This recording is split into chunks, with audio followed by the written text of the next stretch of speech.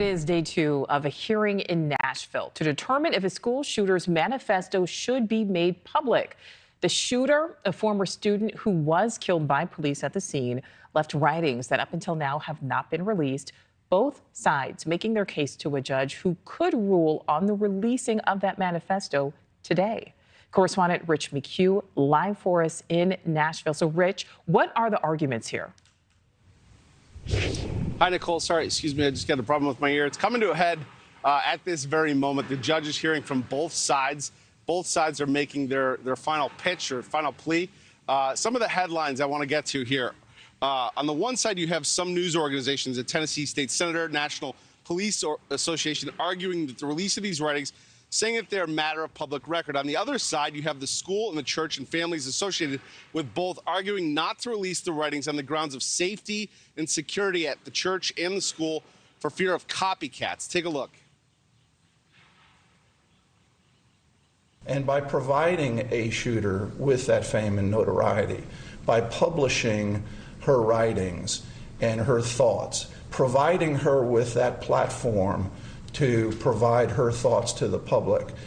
Though by doing that, you are providing the notoriety and fame that is sought by these unfortunate individuals. There are individuals out there that will grasp these writings, see that the notoriety has been provided, and will engage in copycat behavior. Now, the Nashville Metro Police also weighing in today, clarifying their position that they are okay with releasing a redacted version of the writings, redacted to protect the security of the school and safety of the students. But there are disagreements on what needs to be redacted, and the judge appeared to zero in on that earlier. Attorneys for the families who now own and claim copyright to the writings argue that none of them should be released, but the judge acknowledging that everyone in court today likely agrees these writings are public record. Take a look.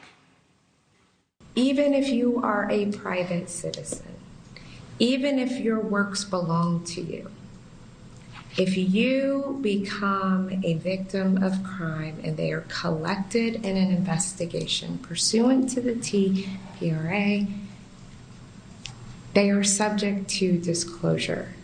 So how does the court really wrestle with that? Now, the judge said a couple times in court, she's acknowledging that whatever she decides is likely to set a precedent. This case is so unique, and that it is likely to be appealed. So she's kind of bracing the courtroom for that. She could wrap up court here in the next few hours. Likely not to rule today, but we will likely hear a ruling from her in the coming days. All right, in the coming days. Rich McHugh, thank you. Thank you for watching. Go to newsnationnow.com to find News Nation on your television provider. And don't forget to click the red subscribe button below to get more of News Nation's fact-driven, unbiased coverage.